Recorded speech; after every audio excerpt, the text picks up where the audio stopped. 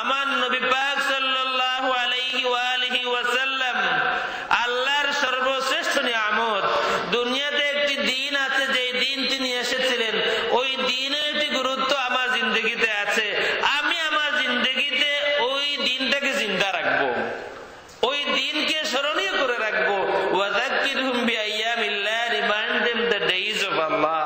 আল্লাহর দিনগুলি স্মরণ করিয়ে দিন, আল্লাহর দিনগুলিকে স্মরণীয় রাখার ব্যবস্থা করে দিন। আল্লাহর যে দিন আছে, ওয়াযাক্কিরহুম, কুরআন শরীফের আয়াত এটা, নো কন্ট্রোভার্সি। ওয়াযাক্কিরহুম বিআইয়ামিল্লাহ, remind them the days of Allah. আল্লাহর দিনগুলিকে স্মরণীয় করে রাখার কথা বলে দিন তাদেরকে। আল্লাহ বলছেন আল্লাহর দিনকে স্মরণীয় করে রাখো। আল্লাহর দিন কোন দিন? The day you receive, the days you have received নি'মা ফ্রম আল্লাহ সুবহানাহু ওয়া তাআলা। আল্লাহর দিন হচ্ছে ওই দিন যেদিন আপনি কোনো নিয়ামত পেয়েছেন। আপনার সন্তান আপনার জন্য নিয়ামত কিনা? আপনারা বলতেছিলেন নাকি সন্তান যে আপনাদের নাই? আপনার আমার সন্তান আমাদের জন্য নিয়ামত কিনা? আমাদের সকলের জন্য এক নিয়ামত, বেস্ট নিয়ামত, বেস্ট নিয়ামত। এই সন্তান আমি যেদিন পেয়েছি, এই দিনটাকে আমি স্মরণীয় করে রাখি। এক মা রোজা রাখেন সোমবার দিন। মা গো, কেন রোজা রাখেন? বুড়ি মা, 80 বছর বয়স, সোমবার দিন রোজা রাখেন। মা, আপনি কেন রোজা রাখেন? বাবারে, রোজা রাখি সোমবারে, এই সোমবারে আমার ছেলের জন্ম হয়েছিল। এই মা তার ছেলের জন্মদিনকে জিন্দা রেখেছেন 80 বছর পর্যন্ত রোজা রেখে রেখে।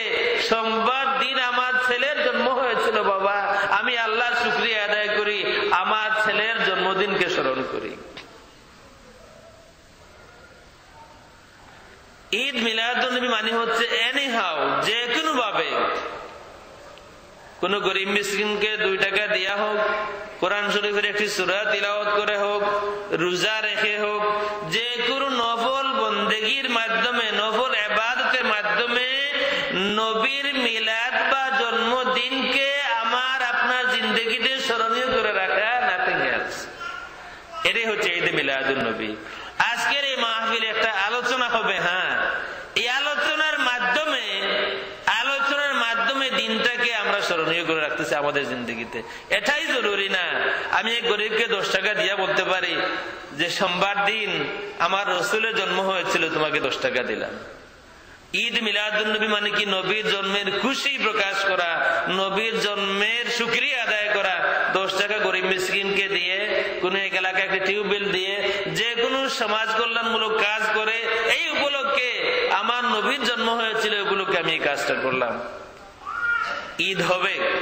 ঈদ মানে খুশি প্রকাশ করা, ঈদ মানে শুকরিয়া আদায় করা। হুজুর পাক সাল্লাল্লাহু আলাইহি ওয়া আলিহি ওয়াসাল্লাম জিন্দেগীর প্রতি সোমবার রোজা রাখেন। নেহায়াতান কমন, মাঝে মধ্যে রোজা রাখা যায়, কিন্তু হুজুর পাক সাল্লাল্লাহু আলাইহি ওয়া আলিহি ওয়াসাল্লাম জিন্দেগীর প্রতিটা সোমবার রোজা রাখেন।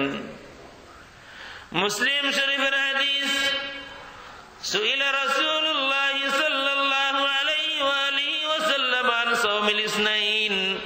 রাসূলুল্লাহ সাল্লাল্লাহু আলাইহি ওয়া আলিহি ওয়াসাল্লামকে সোমবার দিনের রোজা সম্পর্কে প্রশ্ন করা হলো, ইয়া রাসূলুল্লাহ, ইচ এন্ড এভরি মানডে, প্রতি সোমবার আপনি কেন রোজা রাখেন?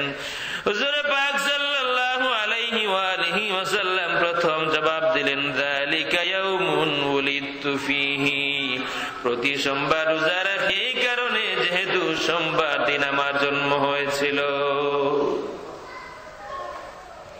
তাইলে আল্লাহ রাসূল সাল্লাল্লাহু আলাইহি ওয়া আলিহি ওয়াসাল্লাম তার জন্মদিনকে স্মরণীয় করে রেখেছেন তার জিন্দেগিতে। প্রতি সোমবার রোজা রেখে, কোনো কন্ট্রোভার্সি নাই, নো ডিবেট। হুজুরের হাদিস মুসলিম শরীফে। হুজুর প্রতি সোমবার রোজা রাখতেন। সাহাবায়ে কেরাম প্রশ্ন করেছেন, ইয়া রাসূলুল্লাহ, আপনি কেন রোজা রাখেন প্রতি সোমবার?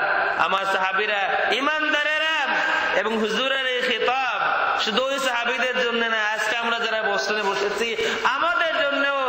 আমি আল্লাহর রাসূল প্রতি সোমবার রোজা রাখি, দুনিয়ার ইমানদারেরা শুনো, দুনিয়ার মানুষ শুনো, আমি রাসূলুল্লাহ সাল্লাল্লাহু আলাইহি ওয়া আলিহি ওয়াসাল্লাম প্রতি সোমবার ছিল। এইভাবে যে কোনো নফল ইবাদতের মাধ্যমে, রোজা রাখাটাই জরুরি না, রোজাই রাখতে হবে তা না, রোজা রাখতে পারেন, কোরআন শরীফ তিলাওয়াত করতে পারেন, যে কোনো ভাবে সীমার ভিতরে থেকে যে কোনো ভাবে খুশি প্রকাশ করে বা শুকরিয়া আদায় করে নবীর জন্মের দিনকে আপনার জিন্দগিতে জিন্দা রাখতে পারেন। এটার নাম হচ্ছে ঈদে মিলাদুন নবী। কেউ আজকের মাহফিলে আসেন নাই, কিন্তু হুজুরের জন্ম হয়েছিল সোমবার দিন, এই হিসাবে ঘরে বসে খুশি 10 বার দুরূদ শরীফ পড়লেন। He has celebrated the birth of রাসূলুল্লাহ সাল্লাল্লাহু আলাইহি ওয়াসাল্লাম। কেউ আসেন নাই দেশে, একটা পয়সা 1 টাকা দিলেন, আজকে সোমবার আমি আমার নবীর জন্মদিন উপলক্ষে এক গরিবকে 1 টাকা দিলাম। উনিও কোন মাহফিলে শরীক হন নাই, 1 টাকা দিয়ে যাই দিয়া হোক নবীর জন্মদিনের শুকরিয়া আদায়, নবীর জন্মদিনকে তার জিন্দগি জিন্দা রাখতে পেরেছেন। আল্লাহ রাব্বুল আলামিন কবুল করুন, আমিন। আব্দুর রহিম মুহাদ্দিস দেহলভী রাহমাতুল্লাহি তাআলা আলাইহি প্রতি বছর রবিউল আউয়াল মাস আসলে ঈদে মিলাদুন নবীর মাহফিল করে মুসলমানদেরকে খাওয়াইতেন খুব শান শৌকতের সাথে।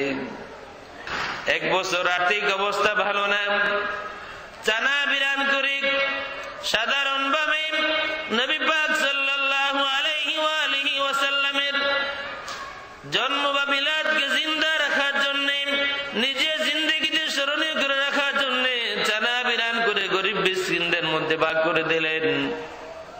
রাত্রে স্বপ্নে দেখেন হুজুর পাক সাল্লাল্লাহু আলাইহি ওয়াসাল্লাম, হুজুর পাক সাল্লাল্লাহু আলাইহি ওয়াসাল্লামের সামনে বহু হাদিয়া রাখা। এই অনেকগুলি হাদিয়ার মধ্যে এক কোনায় আব্দুর রহিম মুহাদ্দিস দেহলভী রাহমাতুল্লাহি তাআলা আলাইহির চানা বিরানো আছে।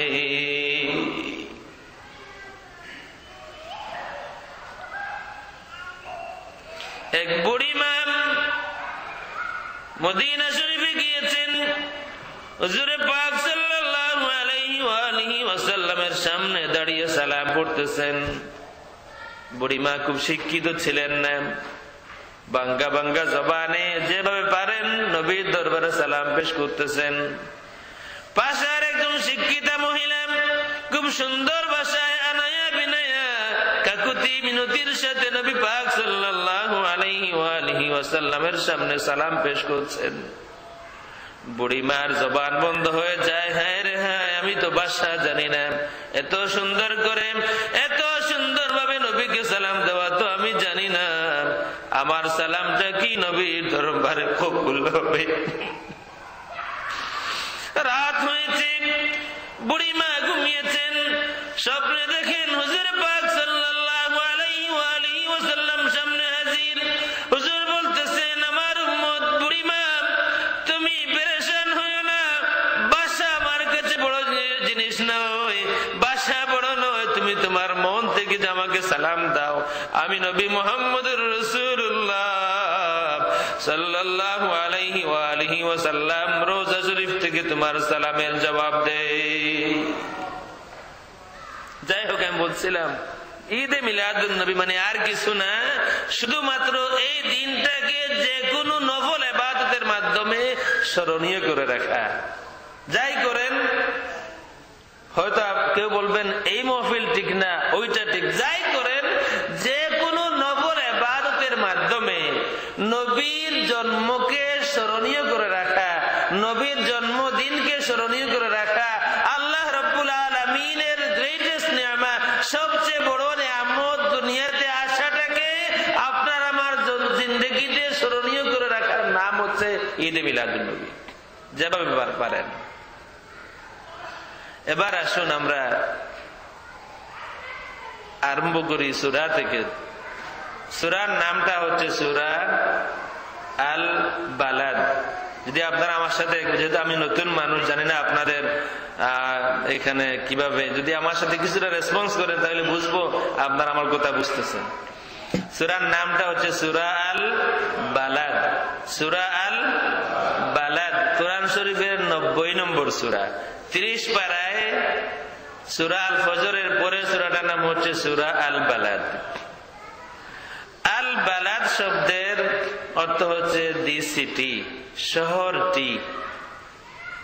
ডেফিনিট, একটি শহর না, এ সিটি না, দি সিটি, শহরটি, আল বালাদ।